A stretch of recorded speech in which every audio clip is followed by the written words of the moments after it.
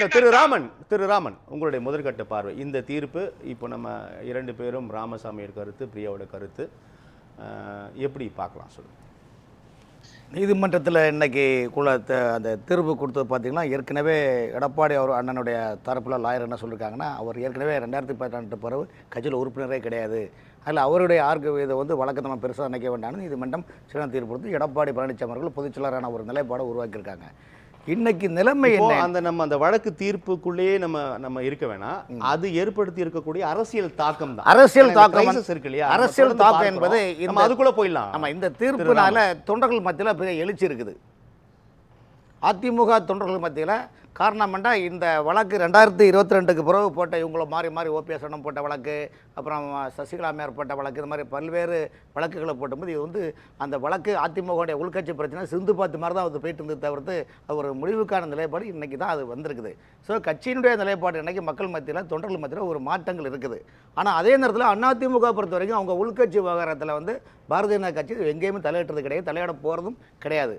கூட்டணி என்பது என்டிஏ கூட்டணி என்ற நிலைப்பாடு தான் இன்றைக்கி தேர்தலை மையம் நோக்கி போகிறாங்க. இன்றைக்கி எடப்பாடி பழனிசாமி அவர்கள் தமிழ்நாடு முழுவதும் பிரச்சாரம் பண்ணுற இடத்துலாம் பார்த்திங்கன்னா மக்கள் கட்சிக்காரங்களை அப்பால் பட்டு மக்கள் எங்கே பார்த்தாலும் சாரசாரியாதுன்னு அவருடைய பேச்சை கேட்குறாங்க. அந்த பேச்சில் பார்த்தீங்கன்னா 234 சட்டமன்ற தொகுதியில் அவர் போகிற இடத்துலாம் பார்த்தீங்கன்னா அந்தந்த தொகுதியில் உள்ள பிரச்சனை தான் எடுக்கிறாரு. அந்த பிரச்சனையை எடுக்கும்போது அந்த தொகுதி பிரச்சனையை தனியாக எடுக்கிறாரு, அந்த எம்பி தொகுதி பிரச்சனை தனியாக எடுக்கிறாரு, மாவட்டத்துடைய பிரச்சனை தனியாக எடுக்கும்போது அந்த மாவட்டத்தில் யார் ஆளுங்கட்சியோட மந்திரியும் பார்க்குறாங்க, அந்த மந்திரி எந்த லாகில் இருக்கிறாங்கன்னு பார்க்குறாரு. பார்த்து போகிற அந்த மாவட்டத்தில் என்னென்ன பிரச்சனைகள், உதாரணத்துக்கு மதுரை மாநகராட்சியில் 200 கோடி ரூபாய் வருவாய்த்துறையில் ஊழல் இருக்குது. இப்போ கரூர் போகிறோன்னா கரூரில் அங்கே இருக்கிற இன்றைக்கி திமுக இருக்கிற அமைச்சர் என்ன பண்ணிட்டு இருக்கிறாருன்னு அப்படியே பாட்டாக போடும்போது மக்கள் மத்தியில் ஒரு பெரிய மாற்றம் இருக்குது. பரவாயில்ல, அதாவது அந்த ஸ்பாட்லே அந்த தொகுதியுடைய நிலைப்பாடை சொல்லும்போது மக்கள் மத்தியில் மிகப்பெரிய எழுச்சிருது. காரணம் என்னவென்றால் திமுக தேர்தலில் பொய்யான வாக்குறுதியை கொடுத்து அவங்க ஆட்சிக்கு வந்திருக்காங்க. அந்த பொய்யான வாக்குறுதியை விட்டு மக்களை அவங்களால சந்திக்க முடியலை. மக்களை சந்திக்க முடியாத காரணத்தால் சீனியர் ஐஏஎஸ் அதிகாரிகளை பிஆர்ஓ என்ற போஸ்டிங் நிலைப்பாடு உருவாக்கி உங்கள் தொகுதியின் முதல் என்ற திட்டத்தை அதிகாரிகள் தான் தேர்தல் பிரச்சாரம் பண்ணுறாங்க. ஏன்னா கட்சிக்காரங்க மக்களை சந்திக்க முடியாத சூழ்நிலை இன்று உள்ளது. இத்தகைய சூழ்நிலையை தான் அண்ணன் எடப்பாடி அண்ணன் மக்கள் மத்தியில் வெளிச்சம் போட்டு காட்டார். அந்த வெளிச்சம் மக்கள் மத்தியில் பெரிய எஃபெக்ட் இருக்குது. ஆனால் அதே நேரத்தில் அதிமுகவோட உள்கட்சி விவகாரத்தில் நம்ம அதில் ஒன்றும் தலையிட முடியாது. இப்போ அண்ணன் செங்கோட்டையன் அவர்களோட நாங்கள் 5ஆம் தேதி நாங்கள் சொல்கிறோம் பெரிய மாற்றத்தை கொண்டு வருவோம்னு சொல்கிறது அவங்களுடைய நிலைப்பாடு. நாளைக்கு எப்படி இருந்தாலும் அவங்க நாளைக்கு ஒரு காலகட்டம் வரும்போது ஒன்று சேரக்கூடிய வாய்ப்பு கூட அதிகமாக இருக்குது. இல்லை இதை எடப்பாடி அண்ணன் கூட மனசு மாறலாம், எல்லாருமே ஒருங்கிணைந்து செயல்படக்கூடிய காரணம் என்றால் அதிமுக பொறுத்த வரைக்கும் மக்கள் என்ன நினைக்கிறாங்கன்னா ஒருங்கிணைந்த அதிமுக இருந்தால் இன்னும் திமுகவை வீழ்த்துவதற்கு இன்னும் ஒரு எக்கக்கூட்டியான நிலைப்பாடு இருக்குன்னு நினைக்கிறாங்க. அந்த அடிப்படையில் பார்த்தீங்கன்னா 2026 சட்டமன்ற தேர்தலில் மக்களும் மனநிலையும் சரி, அண்ணன் எடப்பாடி மனநிலையும் சரி, பாரதிய கட்சியினுடைய எண்ணமும் சரி, என்டிஏ கூட்டணி கட்சி தலைவருடைய எண்ணம் சரி, திமுகவை வீழ்த்த வேண்டும் என்ற ஒற்ற கருத்துடையால் தான் இலை மீது மலர் அமரும் டெல்லி நம்முடைய சென்னை சென்ட் ஜார்ஜ் கோட்டையை பிடிக்கும் என்பது ஒரு நிலைப்பாடு. ஆகவே அண்ணன் முடிமான் ராமசாமி ஏற்கனவே அவர் கொஞ்சம் கட்சியில் ரொம்ப தீவிரமான ஒரு ஆர்வலர். அவர் எப்பொழுதுமே எல்லா தொலைக்காட்சியிலும் கொஞ்சம் ஆர்வமாக தான் பேசுவார். அதனால் அவருடைய கருத்தை ஆதங்கப்படுத்தி பேசிக்கிறாரு. நாளைக்கு இதே முடியாமல் அவர்கள் நாளைக்கு இந்த அதிமுக ஒருங்கிணைந்து செயல்பட்டால் அவர் சந்தோஷப்படுவார் என்று என்னுடைய கருத்து. ஆகவே பாரதிய ஜனதா கட்சிக்கு அதை தான் அவர் கருத்தை முன்வைக்கிறாரு.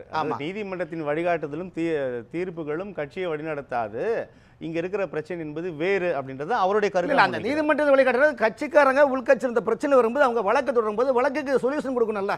ஒரு கோர்ட்டை ஒரு வழக்கு தொடரும்போது அதுக்கு நீதிமன்றம் அதுக்கு தீர்ப்பு கொடுக்கணும். தீர்ப்பினுடைய அடுத்து திரும்ப அப்பீல் பண்ணுவாங்க. இது அந்த உள்கட்சி பிரச்சனைகள். ஆனால் கட்சியை பொறுத்தவரையும் தொண்டர்கள் ஒருங்கிணைங்க வேண்டும் என்ற ஒரு நிலைப்பாடு இருக்குது. அண்ணன் தனியாருடைய மனசில் கூட பார்த்தீங்கன்னா ஆண்டவா எப்படியாவது இந்த அதிமுக ஒன்று சேராதா, திமுக வீழ்த்தி ஆளுங்கட்சியாக அமையலாமே என்ற நிலைப்பாடு மக்களுக்கு சேவை செய்யலாம், ஒரு எம்எல்ஏ சீட்டு வாங்கலாம் அண்ணன் தனியார் மனசில் இருக்குது. நான் சொல்றேன் அவருடைய மனசுல இருக்கிற நான் சொல்றேன். அவருடைய மனசுல என்ன இருக்குன்னு எனக்கு தெரியும் சார். ஏன்னா அவர் எல்லா தொலைக்காட்சியிலும் பார்த்தீங்கன்னா அதிமுகவுடைய ஒற்றுமையை வலியுறுத்தி அவர் நிறைய இடத்துல பேசுறாரு. ஸோ அவர் எண்ணமும் நல்லதுதான். நம்முடைய ராஜஸ்ரீயோட எண்ணமும் அதுதான், அவருடைய எண்ணமும் அதுதான். ஆனால் அவருடைய எண்ணம் வேகம் என்ன படிக்கணும் என்றால் எடப்பாடி பழனிசாமி இந்த மாதிரி கட்சியில் அப்படி பார்த்தீங்கன்னா உங்களுக்கு என்ன நீங்கள் பார்த்தீங்களா 1974 ஒரு கிளைச்சலர் இருந்தவர். அதுக்கப்புறம் ஜானி ஜியானி இருக்கும்போது 89 எம்எல்ஏ இருக்கிறாரு. அதுக்கப்புறம் 2015 ஹைவேஸ் மினிஸ்டராக இருக்கார்.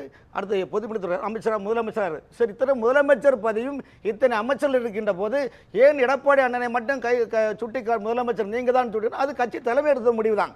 அதுக்கு நீங்களோ நானோ முடிவெடுக்கல, கட்சி தலைமை பெரும்பான்மை முடிவெடுத்தது.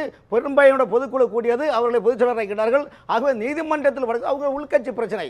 ஆகவே பாரதிய ஜனதா கட்சியோட இலக்கு அமித்ஷா அவர்கள் தமிழகத்தில் ஒவ்வொரு முறையும் வந்துகின்ற போது திமுகவை வீழ்த்த வேண்டும்.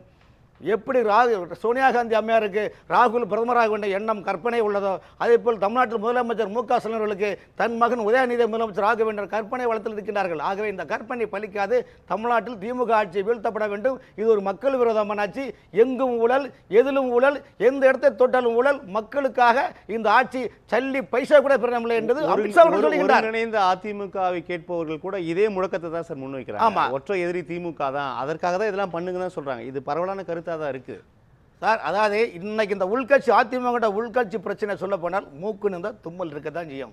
மனிதனுக்கு பிரச்சனை உண்டு இல்லாவிட்டால் கோயிலுக்கு இது அர்ச்சனை. ஆகவே இந்த பிரச்சனை சிறு சிறு பிரச்சனை வரும். ஆகவே இது கண்டிப்பாக பெரும்பாலும் இது ஒருங்கிணைந்து செயல்படக்கூடிய அதிக வாய்ப்பு சட்டமன்ற தேர்தல் ஒருங்கிணைந்து சேர்ந்து கண்டிப்பாக என்டிஏ கூட்டணி நிலைப்பாடு உருவாகும். திமுக ஆட்சி வீழ்த்தப்படும். அதிமுக ஆட்சி மலரும் என்பதை அண்ணன் எடப்பாடியாரும் முன்வைக்கின்றார்கள்.